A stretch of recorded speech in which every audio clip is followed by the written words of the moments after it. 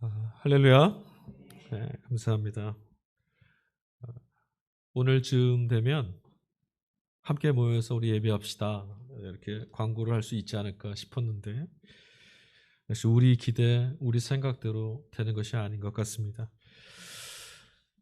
매서운 추위가 또 찾아왔는데 여러분 건강 잃지 마시고 추위가 찾아왔다 하더라도 우리가 가지고 있는 우리 안에 심겨진 소망을 꺼뜨리지 마시고 주님 바라보시면서 그 소망의 불빛을 잘 일궈내셔서 주님의 날에 기쁨으로 함께 찬양할 수 있는 우리 모두가 될 수 있기를 간절히 축원합니다. 우리는 예수님 믿는 사람들이죠. 예수를 믿고 난 이후에 삶이 바뀌어서 이전의 삶으로 돌아갈 수 없는 사람, 그런 사람을 우리는 성도라고 부릅니다. 성도. 우리는 성도가 되었습니다. 그럼 여러분, 이전에 예수님을 믿기 이전과 성도가 된 이후에 우리에게 있어서 우리의 인생과 삶의 자리에서 가장 눈에 띄는 변화, 무엇이 우리의 인생과 삶이 바뀌었을까요? 예수님을 믿고 난 이후, 성도가 된 이후 우리의 삶에 찾아온 변화가 도대체 뭐가 있을까? 많은 것이 있겠지만 가장 눈에 띄는 것, 가장 중요한 변화는 남들이 보지 못하는 걸 보게 되었다는 것. 저는 그거라고 생각합니다. 우리는 예수님을 믿고 난 이후에 세상에 없다 말하는, 그런 존재는 없다 말하는 하나님을 예수님을 통해서 보게 된 사람들이고, 또 예수님을 통해서 땅이 전부라고 말하는 이 세상 속에서도 하나님의 나라가 있다라는 것을 알게 되었고, 이제는 보지 못하는 것을 볼 수 있는 눈이 열려진 그런 존재가 되었다라는 것, 참으로 복되고 아름다운 소식을 우린 접하고 있습니다. 오늘 같이 읽은 성서일과 독서가 3독서인데요. 1독서로 주어진 말씀이 사무엘상 3장 말씀입니다. 여러분 익히 아시는 말씀입니다. 그 1독서 사무엘상 3장 말씀에 보면 두 사람이 등장합니다. 한 명은 이스라엘의 제사장인 엘리고요. 또 한 명은 아이를 낳지 못하였던 여인 한나가 간절한 기도 후에 얻었던 사무엘이라는 아이입니다. 어머니 한나의 소원대로 이 사무엘은 하나님께 드려졌어요. 그래서 그 제사장인 엘리와 함께 성소에서 지내게 됐습니다. 성소에서 엘리 제사장과 함께 지내고 있던 사무엘, 어머니와 떨어지고 아버지와 떨어져 지내고 있던 어느 날 하나님께서 찾아오셨어요. 성소로 찾아오신 거죠. 그런데 여러분, 우리 기대와는 달리 성소로 찾아오신 하나님의 방문을 받은 사람은 제사장 엘리가 아니라 어린 사무엘이었습니다. 성전 제의에 능하고, 제사장이라고 하면 백성들을 하나님께 나아갈 수 있도록 다리를 놔주는 사람 아니겠어요? 그런데 그 제사장 엘리가 아니라 아무것도 할 수 없는, 아무것도 알지 못하는 아이 사무엘을 하나님께서 부르셨습니다. 여러분, 이처럼 선물처럼 주어지는 하나님의 방문은 잘난 척하거나 부러움의 대상이 되는 그런 사람들이 아니라 늘상 제 힘으로는 아무것도 할 수 없는 사람들, 제 능력으로는 아무것도 이룰 수 없어서 하나님의 도우심이 아니면 살 수 없는 그런 사람들에게 하나님의 방문은 향하고 있다는 것이죠. 그래서 오늘 우리는 하나님을 만나고 경험한다는 것이 익숙한 어떤 것들, 오랜 신앙생활 혹은 사람 됨됨이가 좋으냐 아니냐 이런 것들로 허락되는 것이 아니라 전적으로 하나님의 은총에 의한 사건임을 고백하지 않을 수가 없습니다. 사무엘서 기자는, 성서 기자는 3장 이야기 초반 2절 말씀에 아주 독특한 이야기 하나를, 그 이야기의 배경이 되는 사건 하나를 간략하게 써내려가 있어요. 2절 말씀에 보면 제사장 엘리의 눈이 어두워져 가고 있었다 이렇게 전합니다. 여러분, 나이가 들면서 눈이 어두워지는 건 당연한 거죠. 저도 지금 돋보기를 씁니다. 이런 날이 올 거라 상상을 해본 적이 없었는데, 제가 며칠 전에 아침에 일어나서 거울을 보는데 깜짝 놀랐어요. 그 전까지는 잘 안 보여서 몰랐는데 멀고 좀 이렇게 만지다가 보니까 이 콧대 안에 주름이 하나 확 가 있더라고요. 몰랐습니다. 내가 왜 이게 인상도 안 쓰고 다니고 화낼 일도 없고 행복하게 지내는데 왜 주름이 생겼을까 봤더니 눈이 안 보여서 얼굴 찌푸리고 있더라고요. 그게 주름이 잡힌 거예요. 나이가 들면 이렇게 시력이 점점 약해지나 봅니다. 그 당연한 거예요. 그런데 시력을 잃은 분들, 갑작스럽게 시력을 잃었거나 혹은 뭐 어떤 일 때문에 시력을 다친 분들 보면 대부분 시력을 잃는 대신에 다른 감각기관이 참 많이 발달한다고 하죠. 촉각이나 청각 이런 것들이 예민해진다고 하더라고요. 아주 발달하는 거죠. 그러고 보니까 하나님의 사람이라면 이처럼 육체의 눈이 쇠한다고 해도 시간이 지날수록 하나님을 포착해내고 하나님께 더 깊어지는 영적인 예민함이 깊어져야 하는 겁니다. 다른 사람들은 볼 수 없는 하나님의 뜻을 발견해내고 하나님 여기 계심을 발견해낼 수 있는 것이 시간이 지날수록 우리 성도들에게 있어야 할 일들인 거죠. 그런데 지금 사무엘상 말씀을 가보니까 제사장 엘리는 육체의 눈도 쇠해졌지만 영적인 눈도 쇠하여져 버렸어요. 하나님께서 성소를 찾아오셨습니다. 하나님이 자신이 거하고 있는 그 성소에 찾아오셨음에도 하나님을 볼 수도 없었고 하나님의 음성도 듣지 못하는 지경까지 떨어진 거죠. 그러니 정작 자신은 어떻게 합니까? 자신은 하나님을 볼 수도 하나님 말씀을 들을 수도 없으니 그저 이렇게 해라 조언만 해주고 있어요. 저는 그 엘리의 모습이 참 안쓰럽고 딱해 보이더라고요. 그러면서 갑작스레 이런 생각이 들었습니다. 혹여 엘리처럼 하나님을 바라보는 이 영적인 눈이 이렇게 어두워지면 어쩔까? 그러면 어떻게 하나? 이런 위기감이 들더라고요.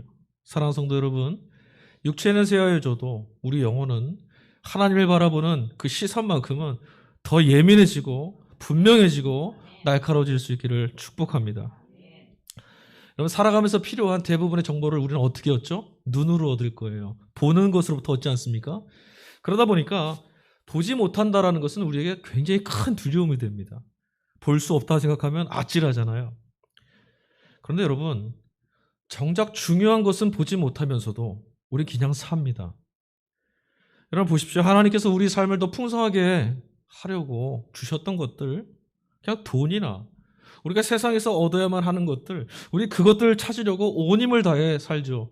또 그것을 얻지 못하면 안타깝고 그래서 거기에 매달리며 삽니다. 그런데 정작 생명의 근원이 되시는 하나님을 발견하려고 우리 그렇게 애를 쓰지 않습니다. 하나님이 보이질 않아도 마음이 편안해 보여요.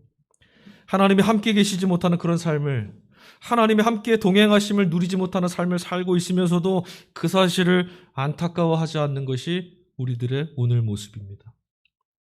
하나님이 보이지 않는데도 아무 일 없는 것 같아요. 여러분, 본래 에덴 동산에서 하나님과 동산을 함께 거닐었던 존재가 있습니다. 하나님과 함께 동산도 거닐고 대화도 나누고 하나님과 늘 함께 했던 존재가 있었죠? 바로 우리 인간입니다. 근데 여러분, 어쩌다가 지금 우리가 함께 계신 하나님은 어디든 계시지 않습니까? 지금 이곳에도 계시지 않습니까? 우리 곁에 함께 계시는 하나님을 바라볼 수 있는 눈을 우리 몽땅 잃어버렸을까? 대체 무엇이 우리 눈을 이처럼 어둡게 했을까? 1덕서 사무엘상 3장의 첫머리인 1절 말씀 보니까 이런 말씀이 기록되어 있어요. 아이 사무엘이 엘리 앞에서 여호와를 섬길 때 여호와의 말씀이 희귀하여 이상이 흔히 보이지 않았더라. 여러분, 우리 영혼을 깨우고 어둠에 삼키워지지 않도록 우리 영혼을 지켜내는 것이 바로 말씀인데, 말씀이 희귀해졌으니 빛을 잃어버린 눈이 어두워지는 건 당연한 겁니다. 제사장 엘리나 그의 아들들이라고 불리우는 홈리와 비느하스, 이런 사람들, 혹은 당시의 이스라엘 백성들, 그들이 하나님 말씀이라는 것이 있다는 걸 몰랐을까요? 그들이 하나님의 이야기를 들어본 적이 없을까요? 하나님이 이스라엘의 구원자라시라는 것을 그들이 한 번도 들어본 적이 없었겠습니까? 하나님도 계시고 언제나 함께 계신 하나님이 그곳에도 계셨을 텐데, 하나님의 말씀도 있었지만 정작 들으려는 사람이 없었다라는 거예요. 여러분, 하나님은 그들에게 어떤 분이셨냐면 그냥 문자 속에, 그냥 이스라엘 역사 속에 존재하셨던 그런 분으로 자리매김하고 있었을 뿐입니다. 하나님 말씀이 희귀하다는 것이 바로 이겁니다. 들으려는 자가 없다. 말씀이 외쳐지질 않는다. 말씀을 듣는 자가 없다. 이런 말씀이죠. 뜨끔합니다. 왜 그런가 하니 우리도 말씀하시는 하나님이라고 그렇게 고백하지만 정작 하나님 말씀을 들으려고 하지 않았기 때문입니다. 무슨 일이 있을 때 우리는 세상에 귀를 기울이고 어려운 일들이 있을 때 이것을 어찌해야 되나 사람을 찾고 방법을 찾고 경험을 찾지 하나님께 드리려고 하질 않았습니다. 그뿐인가요? 주님은 능력이십니다 라고 고백하지만 내 삶에 하나님께서 하실 수 있는 일에 대한 기대감은 점점 옅어져 가고 있습니다. 하나님의 말씀이 우리 영혼 안에 힘차게 들리지가 않습니다. 하나님의 말씀이 이런 시대에도 불구하고 하나님은 이렇게 일하신다라고 울려지지가 않고 있어요. 하나님 말씀이 희귀해지고 있는 거죠. 여러분, 하나님이 어떤 분이신지를 잘 알지 못했던 사무엘, 그 어린 사무엘에게 엘리가 해준 조언이 있어요. 그것이 무엇이죠? 자, 다시 돌아가서 자는데 또 소리가 들리거든 여호와여 말씀하옵소서 주의 종이 듣겠나이다. 이렇게 말해라. 맞습니다. 하나님과의 관계의 기본은 듣는 것에서 비롯하는 겁니다. 그러고 보니 우리도 똑같은 문제를 엘리 제사장이나 그 시대의 사람들과 똑같은 문제를 안고 살고 있죠. 하나님께로부터 들으려고 하지를 않는다는 것. 더 솔직하게 더 정확히 말씀드리면 들은 대로 살려고 하지 않는다라는 것. 들려진 소리였을 뿐 그 들린 소리가 내 안에서 내 영혼 안에서 내 삶에서 울려 퍼지지 않고 있다라는 것. 여러분, 좁은 길로 행하라는 것이 말씀이죠. 그런데 우리는 부러움 많이 사는 그런 사람들이 다니는 대로로 다니는 걸 좋아합니다. 낮아지라 하는 말씀을 우린 분명히 듣고 보았지만 우리 안에서는 남들보다 높아지는 것 원합니다. 가난한 자는 복이 있다는 말씀을 분명히 우리는 들었지만 세상 누구보다 부유해지는 것을 우리는 원합니다. 숱하게 들어왔던 믿음에 관한 이야기지만 믿음대로는 살지 않습니다. 공부는 하지 않으면서도 마치 외국어 유창하기만 하고 시험 기간에 시험 잘 보게 되기를 바라는 그런 어리숙한 학생들, 우리 어린 학생들의 마음과 똑같은 거죠. 여러분, 이런 마음을 이겨내는 것은 쉽지가 않습니다. 우리 안에 들린 말씀을 따라 사는 것, 들려오신 말씀을 지나치지 않고 말씀을 쫓으며 살아가는 것은 쉬운 일이 아닙니다. 그런데 여러분, 그럼에도 불구하고 예수님을 주님으로 믿는다라는 그 믿음은 바로 이런 본성, 하나님 말씀을 따라 사는 것이 버겁고 하나님 말씀을 따라 사는 길이 힘이 들고 하나님 말씀 따라 사는 것이 믿어지지 않는 그런 삶을 거스르는 것, 이게 바로 예수님 믿는 거거든요. 말씀을 외면하고 그저 저 하고 싶은 대로 저가 말하는 방식대로 살아가라 이렇게 말하는 세상이지만 하나님 말씀을 듣고 들은 말씀대로 살아내면 말씀이 그런 삶을 이끌어가는 겁니다. 하나님의 말씀은 능력이시기 때문에 그렇죠. 여러분, 하나님 말씀은 능력이라고 하시는 이 성경의 말씀을 믿으시기 바라요. 하나님 말씀이 우리를 이끌어가는 거예요. 말씀이 우리의 삶을 끌어가시는 거지 우리가 이 말씀을 갖고 어떻게 살 수 있는가가 아닙니다. 들려오진 말씀이 들은 자들, 듣고 따라가는 사람들의 인생을 이끌어가시는 거죠. 그러고 보니까 사도 바울은요, 하나님 말씀대로 살아서 그 말씀이 내 삶에 나타나는 말씀이 성취되어져 가는 그런 인생을 사는 사람들, 그런 사람들 뭐라고 말했냐면 몸으로 하나님께 영광을 돌리는 것이다 이렇게 말했어요. 오늘 이독서로 주어진 본문이 서신서 고린도전서 6장입니다. 고린도전서 6장 20절 말씀, 값으로 산 것이니 그런즉 너희 몸으로 하나님께 영광을 돌려라. 그러니까 사도 바울의 마지막 마침표였어요. 너희 몸으로 하나님께 영광을 돌려라. 여러분, 어떻게 하나님께 영광을 돌리시겠습니까? 우리가 무엇함으로 하나님께 영광을 돌릴 수 있죠? 지금 모 선교단체는 우리가 선교로 하나님께 우리가 열심을 다해서 목숨을 걸고 하나님께 영광을 돌리겠다 했지만 세상에 지금 손가락질을 받고 있어요. 하나님의 영광이 아니라 영광을 가리고 있죠. 여러분, 어떻게 영광을 돌리시겠습니까? 영광이라는 말의 헬라어 단어가 독사입니다. 여러분, 설명을 드렸어요. 영광이 뭐죠? 하나님께 영광이 뭡니까? 우리가 여기서 하나님께 영광을 돌립니다라는 말 뜻은 이곳에 지금 오직 하나님께서만 하실 수 있는 일이 일어났다. 그거 인정하는 거예요. 하나님이 아니면 설명할 수 없고 하나님이 아니시면 있을 수 없는 일들이 이곳에 일어났다. 그래, 여러분, 하나님이 아니면 할 수 없는 일들을 일어났다는 것을 우리 모두가 하나님께 인정하여 드리는 것이 하나님께 영광이에요. 여러분의 매일의 삶에서 하나님만이라고 고백하는 그 고백이 하나님이 영광 받으시는 거죠. 그런데 여러분, 생각해 보십시오. 우리가 무엇을 하면 하나님께서 그렇게 인정받으실 만한 그런 영광 받으실 만한 것들을 우리가 할 수 있을까요? 우리가 무엇이 되고 또 얼마나 많은 것을 가지고 어떤 업적을 이루면 하나님께 영광을, 하나님이 그것을 통해서 야, 널 보니 하나님이 하시는 일이구나, 하나님이 해주신 일이구나 인정받으실 수 있을까? 우리는 대부분 돈을 많이 벌거나 출세를 하거나 성공하는 것을 가지고 하나님이 이루신 일입니다, 하나님께 영광을 이렇게 하려고 합니다. 그러나 여러분, 이런 자기 업적은 오히려 하나님을 모르고 하나님 없이, 말씀 없이 살아가는 세상이 더 많이 추구하는 것들이에요. 여러분, 하나님만이 하실 수 있는 일, 하나님 말씀을 듣는 이들의 삶을 통해서 말씀이 유효하고 말씀에 아직도 능력이 있고 하나님 말씀이 소망이 된다는 것을 그들의 삶 안에서 발견되어질 때, 그것이 하나님만이 하실 수 있는 일 아니겠습니까? 돈이 있으면 행복하고 성공하면 기뻐할 수 있는 것은 누구나 할 수 있는 겁니다. 그렇지 않습니까? 하나님만이, 아니요, 그렇지 않아요. 하나님 없이 살아가는 세상 누구도 그런 일 때문에 기뻐합니다. 모두 그렇게 할 수 있어요. 그러니 그것은 하나님께 영광의 증거가 아니에요. 세상 끝에 내몰리고 여전한 인생, 그런 삶인데도 아침에 눈을 떴을 때 기쁨의 찬양을 올려드릴 수 있고, 내게 주어진 삶을 한 호흡이 내 안에 오늘도 주어졌다는 것에 감사할 수 있는 일은 여러분, 하나님이 아니시고는 할 수 없는 일입니다.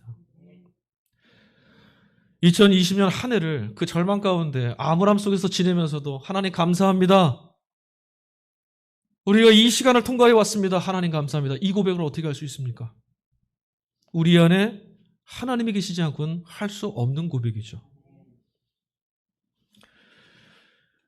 말씀대로 산다라는 것, 그렇다면 여러분, 어떤 사람이 말씀을 듣고 그 말씀대로 살아서 하나님께 영광을 올려드리며 살 수 있을까요? 어떤 사람이 세상의 조건이나 어떤 것들이 아니라 세상이 복이다 말하는 그거 말고 하나님만이 하시는 일을 말씀을 따라 살아가는 데 삶 안에서 고백할 수 있을까? 어떤 사람이 과연 모두가 절망이라고 말하는 그런 시간 속에 사로잡혀 있으면서도 하나님을 믿는 믿음을 붙잡고 살 수 있을까? 여러분, 어떻게 가능할까요? 오늘 우리가 읽은 삼독서 말씀이 요한복음서죠. 이 복음서 안에도 두 사람이 등장했습니다. 기억하십니까? 빌립이라는 사람과 나다나엘이라는 사람이에요. 예수님을 만나게 된 빌립이라는 사람, 그리고 그의 친구 나다나엘입니다. 예수님을 먼저 만났던 건 빌립이었습니다. 빌립이 예수님을 만나고 나서 친구 나다나엘에게 쫓아갔습니다. 그에게 쫓아가서 뭐라고 말했죠? 우리가 메시아를 보았다. 야, 메시아, 하나님이 보내신 구원자를 내가 만나고 왔다, 이렇게 말했어요. 그런데 나다나엘이요, 그 말씀을 듣고 기뻐하지 않았어요. 왜 그런 거 아니? 빌립이 소개해 줄 때 뭐라 말했냐면 그이가 요한의 아들, 요셉의 아들 나사렛의 예수다, 이렇게 말해줬어요. 나사렛 출신이라는 말, 그 예수라는 자가, 메시아라는 자가 소개받은 그이가 나사렛 출신이란 말을 듣고 나서 나다나엘은 그는 메시아일 리가 없어, 너 잘못 한 거야, 천만의 말씀이야, 보지 않아도 알아, 그 사람일 리가 없어, 이렇게 고개를 가로짓고 말았어요. 왜 그런 거 아니? 메시아에 관해서 이야기하는 성경 말씀이나 예언자들의 예언, 그 어디에도 나사렛이란 지명은 나온 적이 없습니다. 나사렛은 버려진 아주 작은 마을이거든요. 그러니 그의 부정, 말씀에는 그런 곳은 지명이 나온 적도 없어, 그곳 출신이 메시아가 될 수 없다라고 말했던 그의 부정은 일견 타당해 보입니다. 하지만 포기하지 않았던 빌립이 던진 한마디, 그 한마디 때문에 나다나엘의 운명은 송두리째 뒤바뀌게 됩니다. 그가 전했던 말이 무엇입니까? 마지막에 덧붙였던 한마디가 뭐였죠? 와서 보라. 빌립을 부르실 때 예수님께서 뭐라고 말씀하셨냐면, 예수님도 한 말씀하셨어요. 나를 따르라. 나다나엘을 초청하는 와서 보라고 했던 빌립의 말이나 너는 나를 따르라고 말씀하신 예수님의 말씀이나 모두 아주 짧은 말이죠. 그런데 여러분, 그 말은 대단히 강력한 초청입니다. 진리 되시는 예수님 말고 누가 감히 누구 타인의 인생과 삶을 모두 송두리째 끌어안고 나만 따라와라. 이렇게 말할 수 있겠어요? 누가 감히 네 인생을 나를 따라오면 살 수 있다. 네 인생을 구원할 수 있다. 누가 말할 수 있겠습니까? 여기를 따라가면 저것을 향하면 괜찮다고 말하는 세상에서 우리는 얼마나 많이 배신당했습니까? 저기만 가면 괜찮다고 말하는 그런 인생과 세상이었지만 오늘 우리가 직면하는 건 어디에도 우리의 구원이 없다라는 거 아니었어요? 예수님 말고는 아무도 나를 따라오라 말하지 못합니다. 왜요? 그리스도만이 진리이거든요. 와서 보라고 했던 빌립의 말도 똑같습니다. 아주 짧은 말입니다. 아주 단순한 말입니다. 그러나 이 말은 체험해보지 못한 사람이라면 누구도 할 수 없는 말입니다. 와서 봐라. 내가 메시아를 보았다. 메시아를 보았다라는 경험이 없는 자에게는, 체험이 없는 사람이라면 와서 보라는 말을 할 수 없습니다. 번들으란 말을 늘어놔야겠죠. 저 사람을 만났더니 기분이 좋더라. 저 사람 생김새가 꽤 괜찮아 보이더라. 뭐 이렇더라 저렇더라 말을 많이 덧붙여야겠죠. 그러나 그가 메시아이시다는 것을 경험한 사람은 한 말만 하면 됩니다. 와서 봐라. 빌립이 보았던 것은 시체말로 우리가 하는 프로그램들이나 행사나 우리가 하는 어떤 것들, 도덕이나 윤리, 세상에 말해주는 그런 것들, 그거 아닙니다. 빌립이 만약에 예수님 안에서 그런 것들을 보았다면 와서 보라 말하지 못했을 거예요. 왜냐하면 그 당시에도 예수님 말고도 숱한 것들이 그곳에 많이 있었거든요. 의로워 보이는 사람, 도덕적으로 깨끗해 보이는 사람, 윤리적인 사람, 이런 운동, 저런 운동 왜 없었겠습니까? 그런데 빌립은 유독 예수 그리스도를 향해서 와서 보라 얘기했어요. 교회는 어떤 곳입니까? 세상을 향해서 바로 이런 초대를 하는 곳이 교회입니다. 교회는 세상을 향해서 와서 보라 예수 그리스도를, 와서 보라 하나님의 구원을 보아라. 내가 체험한, 내가 만난 하나님을 너도 보라. 이거 전하는 게 교회입니다. 하나님이 보내신 구원자, 하나님의 아들이신 그리스도를 외치고 보여주는 것이 바로 교회예요. 교회는 그것만을 위해서 존재하는 곳입니다. 그 외에 다른 어떤 것도 교회의 사명은 아닙니다. 본질적인 게 아니라는 것이죠.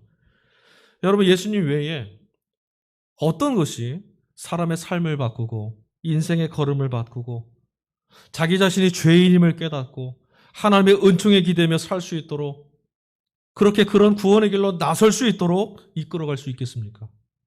그 어디에 우리 영혼을 구원할 수 있는 다른 길이 있겠습니까? 어떤 방식에, 어떤 방법에 그런 것이 있습니까? 없습니다. 그러므로 너도 와서 보라고 했던 빌립의 말은 옳습니다. 가서 보는 것밖에는 없습니다. 당신을 향해 나오고 있는 나다나엘, 빌립의 친구 빌립의 이야기를 듣고 정말이냐? 네가 그 안에서 메시아를 보았단 말이냐? 야, 나사렛 예수라는 그 이 안에 하나님이 보내신 메시아라는 것이 있었단 말이냐? 나도 그럼 보겠다. 찾아 나섰던 나다나엘, 주님을 향해서 한 걸음 한 걸음 다가오고 있는 그를 보면서 주님이 하신 말씀이 있어요. 네가 무화과 나무 아래에 있는 것을 내가 보았다. 너는 참으로 간사한 것이 없는 참 이스라엘 사람이다. 이렇게 말했대요. 근데 여러분, 참 궁금하지 않으세요? 도대체 무화과 나무 아래에 있었다라는 것은 무슨 말이고, 무화과 나무 아래에 있었다는 걸 보면서 예수님은 뭘 보고 도대체 너는 참 간사한 것이 하나도 없는 참된 이스라엘 사람이다 이렇게 말씀하셨을까? 무화과 나무 아래서 나다나엘이 뭘 했을까요? 유대 랍비, 그러니까 유대의 스승이죠. 유대인들의 스승인 랍비의 문헌에 보면 하나님 말씀이 율법에 천착하고 율법을 묵상하고 율법을 공부하고 율법을 따라 살려고 애를 쓰는 이런 사람들을 참된 이스라엘 사람이다라고 존중했다라고 해요. 그러니까 하나님 말씀 율법에 천착하는 이들만이 참된 이스라엘 사람이다 이렇게 말했답니다. 그러니까 지금 예수님께서 나다나엘 보고 너는 간사함이 없는 참된 이스라엘 사람이다 이 말씀을 하신 것은 무화과 나무 아래서 나다나엘이 뭐 했던 사람이라는 거죠? 하나님 말씀을 향해 서 있었던 사람, 하나님 말씀에 약속됐던 메시아를 기다렸던 사람, 하나님의 구원을 갈망했던 사람이었다라는 거죠. 그걸 보셨다라는 거예요. 하나님 말씀을 소중히 여기는 사람이 바로 그였다는 것을 예수님이 아셨다는 말씀이죠. 그런데 여러분, 이제 나다나엘은 하나님의 말씀을 알기 위해서, 하나님의 구원이 무엇인지를 찾아가기 위해서, 하나님의 약속하신 그 약속의 내용이 어떻게 성취될 것인지를 깨달아 알기 위해서 무화과나무 아래를 찾아갈 이제 이유가 없습니다. 왜요? 길과 진리가 되시는 율법의 말씀 자체가 되시는 주님을 지금 만났거든요. 여러분, 태양이 뜨면 어두운 밤을 비추던 손전등은 이제 필요 없습니다. 예수님을 만난 사람이라면 진리를 찾아서 내 삶의 구원을 찾아서 헤맬 필요가 없습니다. 다른 어디를 향해야 내 영혼이 풍족해질 수 있을까? 어디에 무엇을 해야만 내 삶이 좀 나아질 수 있을까?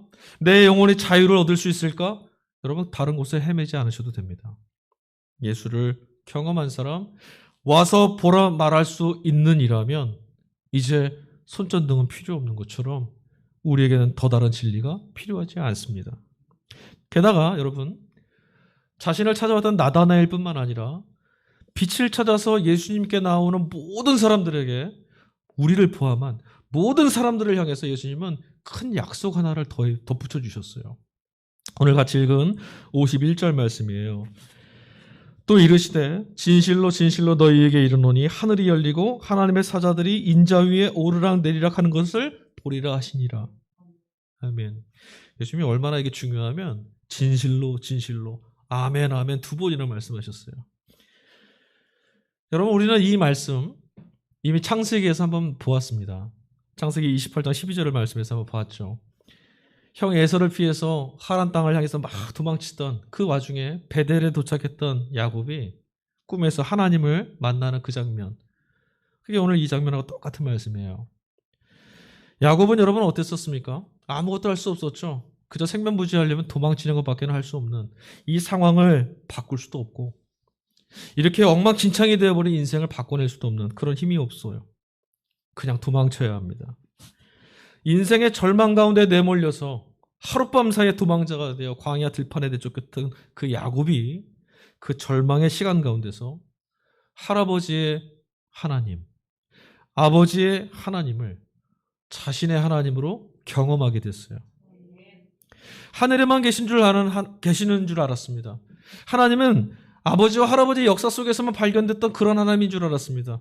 그럴 수밖에 없죠. 자신의 인생은 하나님이 동행하신다고는 도저히 설명할 수 없는 그런 처참한 걸음으로 내몰려 있거든요. 그런데 눈이 딱 트여지고 보니까 하늘로부터 하나님의 천사들이 하늘로부터 지금 다른 곳도 아니라 바로 자기가 도망치다가 그냥 잠시 머물렀던, 발 디딜 곳이 어딘지 알 수 없어서 방황하다가 지금 겨우겨우 잠깐 쉬려고 머물렀던 이곳을 향해서 오르락내리락 하고 있다는 거예요. 하나님이 어디 계시다는 거예요? 자기 자신의 걸음, 자기 자신의 인생의 그 순간에 함께 계신다는 것을 야곱은 목격했어요. 여러분, 하나님이 여기 계시다는 것을 야곱이 경험하고 나니까요, 인생이 막 바뀌어버렸습니다. 왜 그렇습니까? 지금까지 한 번도 자기의 인생이 하나님이 복 주신 인생이라 생각해 본 적이 없었어요. 늘 2등이었고요. 치열하게 싸워야 됐고, 간계를 써야 됐고, 저주받거나 죽을 수도 있는데도 그런 모험을 감수해야 됐고, 결국은 그게 들통나서 형이 죽이려고 합니다. 도망쳐야 돼요. 사람들이 손가락질합니다. 하나님의 복을 강탈해 간자라고. 자기 인생이 왜 이렇게 꼬이는지 모르겠죠. 얼마나 절망스럽겠습니까? 하나님은 자신을 버렸다고 생각했을 거예요. 버려진 인생, 깨진 인생이라 생각했을 터인데 여기에 하나님이 도망다니고 있는 나의 걸음을 추적해 오셨다. 나를 버리지 않고 이곳에 같이 계신다. 이것을 보게 되니 하나님은 나에게 없이 계시는 분이 아니었던 거죠. 하나님은 나에게 원망의 대상이 아니었던 거예요. 하나님은 나를 지키시고 나를 불쌍히 여겨주시는 분이었던 거죠. 화해가 이루어졌어요. 이제 제 인생을 살아보려고 경쟁 속에 살면서 그냥 아둥바둥하면서 치열하게 살아야 될 그런 야곱은 버려진 것만 같은 자신의 인생과도 화해할 수 있게 됐어요. 아, 내 인생은 깨지고 버려진 저주받은 인생이 아니었구나. 하나님이 주목하시고 찾아내는 인생이구나. 발견했죠. 여러분, 이것처럼, 이런 야곱의 이야기처럼 예수님이 지금 이 하신 말씀을 그대로 들어보면 예수님을 만나게 되면 와서 보라 했던 빌립의 초대를 받고 와서 이곳에 계신 주님을 경험하게 되면 하나님이 여기 계시는 나의 하나님으로 경험되고 자신의 삶이야말로 하나님의 손에 들리워져 있다라는 믿음이 생겨나게 되는 거예요. 깨져 있는 세상, 깨져 있는 인생, 하나님이 소외되어 있는 버림받은 인생이 아니라 하나님이 주목하고 있는 삶, 하나님이 귀히 여기고 있는 인생이라는 것이 보이기 시작하는 거죠. 버려진 것처럼 여겨졌던 모든 상처, 아픔, 절망 이런 것들이 회복되니 인생을요 선물처럼 기쁘게 받아들이며 살 수 있게 되는 겁니다. 여러분 예수님을 만나면 어떻게 됩니까? 와서 보라 했던 말씀 그대로 들은 이야기, 전했던 이야기가 아니라 보고 경험했던 이야기, 나를 찾아와 계신 하나님, 여기 계신 주님을 만나게 되면 하나님과 우리 사이가 화해가 일어나고요. 자기 자신과도 화해가 되고요. 그러므로 예수님을 믿는 그 순간으로부터 우리 인생이 회복되어져 가는 겁니다. 얼마나 기쁜 일입니까? 예수를 믿는다 이렇게 기쁜 일입니다. 그런데 여러분 이것만으로도 벅차고 이것만으로도 은혜가 되고 이것만으로도 복이 되는데 사도 바울은 이 이야기보다 훨씬 더 놀라운 이야기를 우리에게 전해줍니다. 아까 이독서 고린도전서 6장이라고 말씀드렸죠. 19절 말씀 보니까 바울이 이런 이야기를 합니다. 너희 몸은 너희가 하나님께로부터 받은 바 너희 가운데 계시는 성령의 전인 줄 알지 못하느냐? 너희는 너희 자신의 것이 아니니라. 아멘. 그리고 나서 뭐라 그랬어요? 너희 몸을 하나님께 영광되게 바쳐라. 여러분 이 말씀을 들으니 얼마나 놀라운지 모르겠습니다. 하나님께서 우리를 성전 삼으셨다니요. 여러분 이보다 당혹스러운 말씀이 성경 안에 또 있을까 싶습니다. 피조물인 우리가 하나님이 거하시는 집이 됐답니다. 늘 깨지고 상해 있는 것처럼 늘 원망과 불평과 두려움과 절망 속에 염려와 근심 속에 사로잡힌 나인데 이런 내가 하나님의 몸이 되었답니다. 마치 좁쌀 한 톨에다가 우주 전체를 담아놓았다는 것처럼 허무맹랑하게 들리지 않으세요? 여러분 그러나 우리는 이 말, 바울이 했던 이 말씀, 하나님이 우리를 성령께서 우리를 자신이 거하시는 전으로 삼으시던 이 말씀 안에서 두 가지 사실 때문에 하나님이 이끄시는 은총과 자유를 경험할 수 있게 됩니다. 첫 번째는 값을 주고 사셨다는 거죠. 값을 주고 사셨다는 말씀 뭐예요? 너는 내 거라는 말씀입니다. 두 번째, 그런 우리를 하나님이 성전 삼으셨답니다. 하나님께서 우리를 성전 삼고 계신다는 말씀, 이것은 무엇을 뜻합니까? 하나님 우리 성전 삼으셨으니 24시간 예배를 해야겠다, 24시간 기도를 해야 된다, 우리는 여기에 매여있는 종교인이 되었다, 이런 말씀이 아닙니다. 하나님이 우리 안에 성전 삼고 계시다는 말씀은 이제는 우리와 주님을 때려야 뗄 수 없는 사이, 주님과 한 몸이 되었다라는 것을 말씀하는 거예요. 하나님은 성전에 계시잖아요. 근데 우리 안에 성전 삼으셨대요. 우리 안에 계신 그 하나님을 어떻게 떼어낼 수 있어요? 우리는 이제 주님과 한 몸이 되었다. 그러니 여러분, 하나님을 찾기 위해서 헤맬 필요가 없습니다. 하나님 어디 계시냐고 울부짖을 필요도 없습니다. 모든 버려졌던 내 인생의 시간과 삶과 자리마다 하나님이 이제 함께 거하시는 거룩한 터가 되는 겁니다. 그곳이. 실패하고 깨어지고 눈물로 얼룩져 있는 그런 곳들도 하나님이 지금 함께 하실 수 있으니, 함께 하시니 하나님만이 하실 수 있는 영광, 하나님만이 이루실 수 있는 영광이 드러나는 땅이 되는 것이죠. 여러분, 우리가 가는 곳이 어디든 늘 주님과 이제 함께 할 수가 있습니다. 어떤 상황 때문에, 어떤 여건 때문에 어느 곳에 있을지라도 그곳에 주님과 함께 있는 겁니다. 이제는 그리스도께서 우리를 자신을 값으로 내어주셔서 사셨으니 하나님 외에 그 누구도, 어떤 세상도 우리와 우리의 삶을 향해서 권리를 주장할 수가 없습니다. 그 능력이나 출신과 관계없이, 우리의 처지가 어떠한 것과 관계없이 이제 우리는 모두 다 주님의 것입니다. 이게 주님의 말씀이죠. 살다 보면 모든 것이 끝난 것만 같고 아무것도 보는 사람 하나도 없는 것 같은, 혼자만 덩그러니 버려진 것 같은 그런 시간, 그런 때 왜 없겠습니까? 누구에게나 찾아옵니다. 제 아무리 행복해 보여도, 아니 또 그렇게 보이는 그렇게 사는 사람이라 할지라도 세상을 사랑한다는 것은 여전히 버겁습니다. 그런 우리에게 도대체 하나님은 어디 계시냐라고, 도대체 하나님의 구원을 어떻게 얻는 것이냐고, 이런 인생과 살면서 어떻게 구원의 손길을 붙잡을 수 있는 거냐고, 무화과 나무 아래서 몸부림치고 갈망하고 하나님을 찾아 헤매었던 그런 우리에게 내가 너를 보았다. 주님의 말씀이 잔잔하고도 강력한 위로가 되지 않습니까? 주님, 내 손을 잡아주십시오. 주님, 우리 인생을 구원해 주십시오. 주님, 제가 이렇게 질식하여 기진하여 죽게 되었습니다. 이렇게 헤매고 있을 때 주님이 나단에게 하신 이 말씀이 들립니다. 내가 너를 보았다. 하나님 말씀을 체험한다는 것, 그리고 주님을 믿는다는 것은 여러분, 은총 가운데 발견된 소중한 것, 그것을 지키고 살아가는 것, 이거예요. 여러분, 그렇다면 우리가 발견한 소중한 것이 도대체 뭡니까? 여러분, 어떤 것을 발견하셨습니까? 어떤 것을 보았습니까? 마땅히 보아야 될 것은 무엇이고 마땅히 들어야 할 것은 또 무엇입니까? 바로 그리스도 예수님입니다. 보와 같은 주님을 발견했으니 여러분, 어떤 상황이나 환경 속의 처지에 여러분 놓여 있어도 주님을 잃어버리지 마십시오. 소중하게 지켜가시고 살아가는 겁니다. 주님 여기에 계십니다. 이거 지키고 살아가는 거죠. 하나님을 믿으며 살아가는 신앙이 바로 그거예요. 이 소중한 신앙의 체험만이 하나님 손에 들려와서 살 수 있는, 누리게 되는 자유와 구원을 우리에게 가져다 줍니다. 여러분, 우리 안에 성전 삼고 계시는 주님을 여러분 믿으십시오. 그리고 힘을 더하고 뜻을 더하고 영혼을 집중하여서 이 약속의 말씀을 붙들고 사십시오.